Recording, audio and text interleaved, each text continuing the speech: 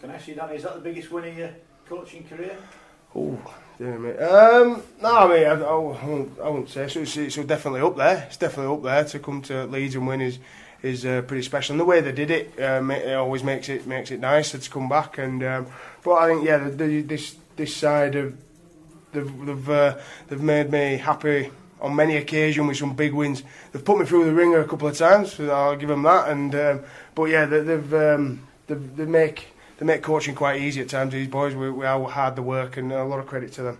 What would you thought if you hadn't got the try at the end? What would you have made of the performance tonight? I'd have probably been a mixed bag. I told the boys at the end. Then I thought I was disappointed with how we played for 30 minutes of that second half, and always feel like I come in real negative at the end. The boys are all buzzing, and I come in like we're all nega-train there and saying, "Oh, you weren't good enough for 30 minutes there." And I think that would have been the same messages as well. We was pretty poor in that second half at times, but that's credit to how well Leeds played. So I'd have been disappointed that we wouldn't have got the win because I thought we deserved it.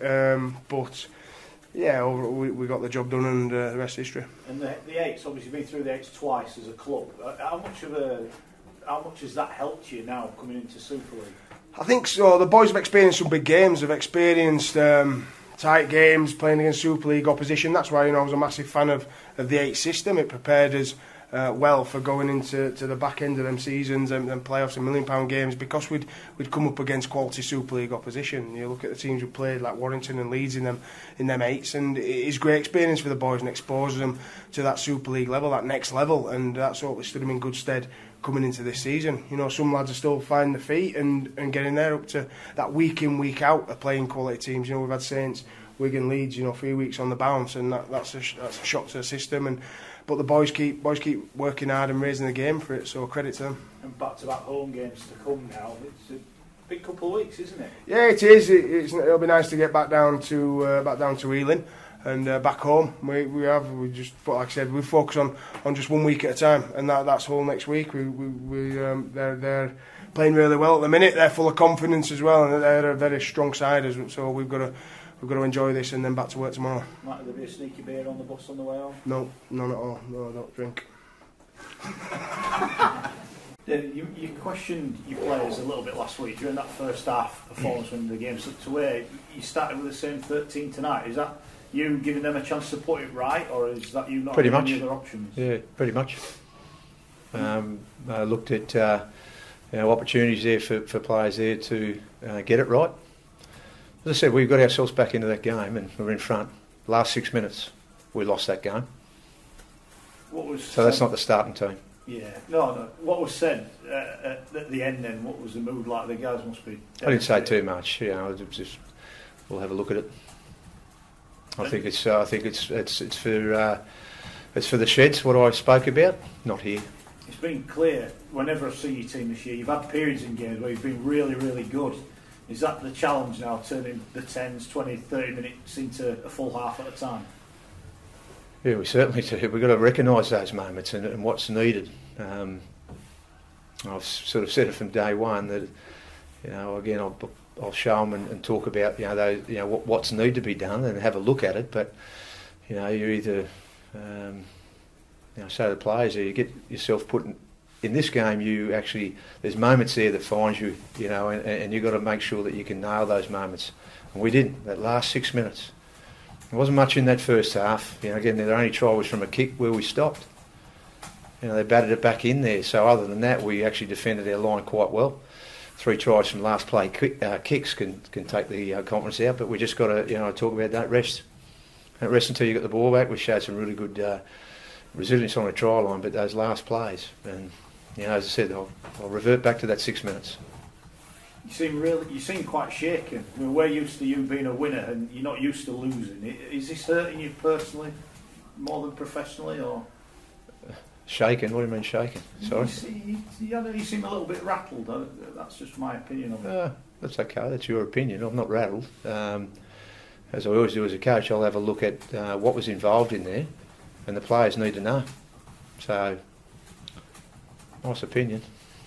David, you said that last 6 minutes has hurt the group. In that sense, how difficult might it be to pick them up from a defeat of this manner? Going to have to.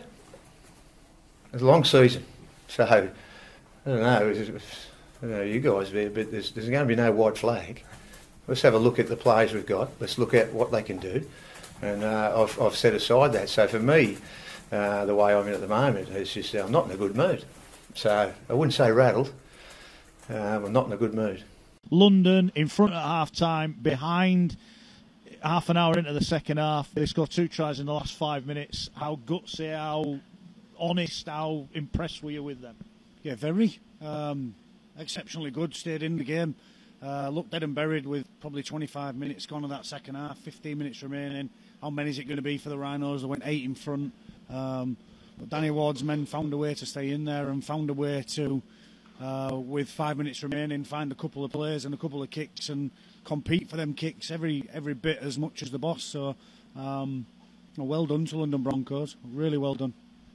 Looking at them, their team is an honest team. It's a functional team. We look at Abdul. He got his team around. He kicked well. Cunningham did the same. I want to ask you about Eddie Batty, a ball-playing front rower. Now, I know he shot to prominence on the back of that silly gif that he did when he scored that try, but how good was he tonight when he come back on in that second half? Well, he's a good player. Listen, not only with the way he plays with the ball, but he rolls his sleeves up as well. He understands what's needed when it's needed. Got really good late footwork pre-line. Finds his way to shoulders and ground. Finds a way to win rucks and speed up the game for his team. That ball playing ability just makes him even more difficult to play against because you've got to be aware of what's around him and the players that he can play with the players around him. So it gives him an extra dimension, gives you something to think about as a defender.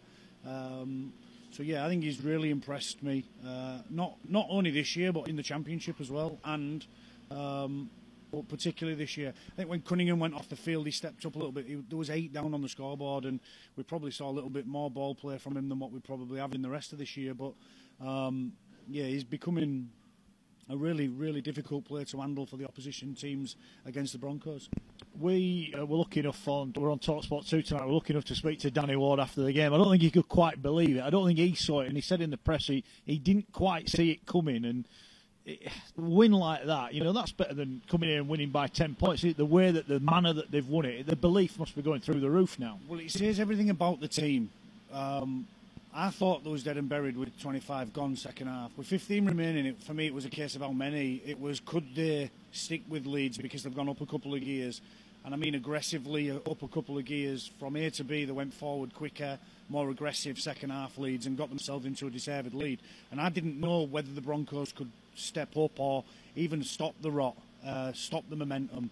But they found a way not only to stop it, but to regain it a little bit. A couple of offloads and a couple of kicks that went their way. That won't always be the case for London. But I think they've managed the 7 games really well. They've managed performances and team and picking of squads really well. And I think there's an element of real intricate smartness from Danny Ward and the planning that him and his staff are doing. So I think there's a lot of credit for everybody. But particularly the players tonight, because, as I said, on 70 minutes, 65, 70 minutes, you're wondering just how they're going to stop the rot, because the Rhinos was rampant, and they found a way. 3 wins in 7 now. Yeah. I don't think any of us would have given them 3 wins in 7 thus far. Back-to-back home games, Hull and Huddersfield to come. If they can jag another win in the next 2 weeks, they are, I would say, halfway to safety, aren't they? Well, yes. Generally 20 points gets you in the top 8, so... yeah, they're almost there. I think 16, 18 points will stave off relegation. What it does do is it piles pressure on Huddersfield if they win the next one against Hull, and then if they don't win that and they do beat Huddersfield, it piles the pressure on them again. And as the games tick by, particularly for those towards the bottom end like Leeds and Wigan, who need to be in the top 5, the pressure on them is to be in the top 5. It puts more pressure on them teams and less pressure on London because. The more wins you get early and the more points you get early, the more pressure it puts on those that are in and around the bottom of the table. Right, let's get into the nitty-gritty now. As our listeners on 4021, we've been saying Leeds have been in crisis, joking for a while. I said to you last week at Hull, that performance from Leeds was shocking. Now, Lola here and Milo were better this week than they were last week. You weren't impressed this week? No. Listen, I started playing in 1999 against Leeds. I played against the academy team that came through with, you know, Rob Burrow, Kevin Sinfield, Danny Maguire, Chev Walker, Danny Ward himself, Matt Diskin, players that have been at the club a lot of years and have carried the club not only to winning a winning team, but a trophy winning team and a team that challenged yearly for the major honours. I think that's the worst they've been for 20 years. And that's some statement. That is some statement. The worst Leeds team we've seen for 20 years. I've seen from them inside 40 minutes first half for 20 years. I used to come here and know what I was getting. I'm not sure that I know what 8 or 10 of them players are going to give me on that field tonight. I don't know what the problem is. I'm not part of it. I'm just giving you my opinion. I know that the people that are paid here care about the club, want to find answers and will find answers. But there's a way to go about that, and I'm not sure hammering players publicly is the way to go about it. It was interesting that he named the same starting 13 tonight. I thought that was he came out last week. An opportunity to play again. There's always an element of they got us in this mess that can get us out of it, and they are good players. But I'm just not sure whether Myler's going to give me that kick at the end of the set that you need, or whether Lola here is going to find that pass because he played 2 really poor ones at the first half. I know what I'm getting from Conrad Hurrell. Listen, I know he's devastating. He's going to cause chaos and he's mayhem when he gets the football. To a degree, I know what I'm going to get from Merrin. Petru, I thought, was good tonight. Parcell, I know what I'm going to get. But there's plenty of players out there that I just don't know whether they're going to make tackles, whether it's going to be dominant or not, whether they're going to wrestle well, whether they're going to catch the ball at full-back or as part of that back three. There's too many inconsistencies for me. And that's something that I've not seen from a Leeds Rhinos team for quite a number of years. And I know they've finished bottom 4 2 of the last 3 years. They've won a grand final in between. But even that inconsistency, to me, says there's something fundamentally wrong. I asked the coach, Dave Furner. I thought he looked rattled in the presser. I saw him last week. I thought he spoke quite calmly. He was quite cutting, I thought, in what he said last week. I thought tonight he did look rattled. I asked him a question. He said, look, I'm not rattled. He said he was angry, not rattled. But he did look a little bit. You know, he's asked our Leeds in crisis, not by me, I hasten to add. And he batted that off. He said, no, we're not. But 1 win in 7, Paul, that's not good enough. No, it isn't for a club of this stature and size. It's as simple as that, and it won't be tolerated. I think David Furner's rattled by the last 6 minutes. I think coming into a press conference on the back of that last 6 minutes is a tough one. It's really difficult to separate emotion straight after the game, and it's always difficult to go into press conferences and be asked questions when it does affect you personally. I think he's searching for solutions and searching for the best way to get them solutions, and he's maybe attacked his players and that's not worked. He's gone with the same players tonight. They've not started the game well, but they've got the way back into it. But the last 6 minutes will really disappoint him. 3 last tackle plays they've conceded tries off and lost the game by 2 points. If you use an analogy that I use quite a bit, if there's a pipe and it's got lots of holes in, you fix one, the next one bursts open. And when you fix that one, the one that you fixed last week bursts open. And there's too many holes at the minute in Leeds Rhinos. Too many to fix inside a week or 2. And whether you like it or not, they're in a real period of transition, of trying to find consistency and results, and David Furner's at the helm of that, and that brings pressure in itself. It does indeed. Defeat for Wigan as well. They're struggling at the wrong end. Hull beaten by Wakefield tonight. I mean, who's had the worst start, Leeds or Wigan? Well, equal, aren't they? I mean, they've both only won 1 game. You would say Wigan have been at home more times than Leeds. Leeds have only lost here twice, and in the 7 games that they've played, and only won once away from home. So I thought, listen, the manner of the defeat tonight, the last 6 minutes and being unable to see it out and manage it, makes it really disappointing for David Furner to come into that press conference. Adrian Lamb spoke about his players. He's rattled by his players' form.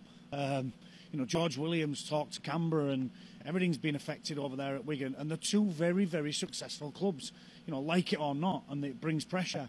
That's to Adrian Lamb and David Furner, whose head are on the block, and to everybody else in them organisations. It's as simple as that. Their league positions and their number of wins from number of games is not acceptable.